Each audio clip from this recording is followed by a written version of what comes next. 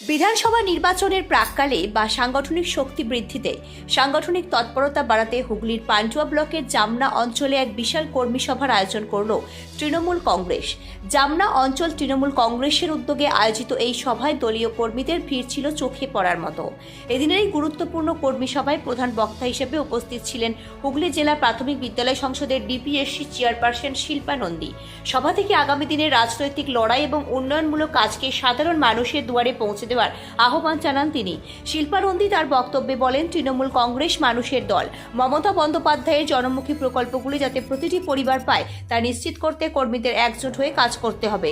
পাশাপাশি সাংগঠনিক ঐক্য বজায় রেখে বুথ স্তরে শক্তি বৃদ্ধির উপর জোর দেন তিনি। এদিনের সভায় জামনা অঞ্চলের তৃণমূল নেতৃত্বের পাশাপাশি ব্লকের বিশিষ্ট নেতারা উপস্থিত ছিলেন। সভার শেষে দলের কর্মী বাহিনীদের মধ্যে প্রবল উদ্দীপনা লক্ষ্য করা যায়।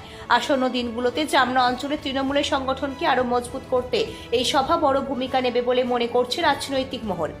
নিজস্ব সংবাদদাতার রিপোর্ট, আমার বাংলা নিউজ। যদি কোনো রকম ভাবে আপনাদের সমস্যা হয় সবসময় কিন্তু আপনারা যোগাযোগ রাখুন।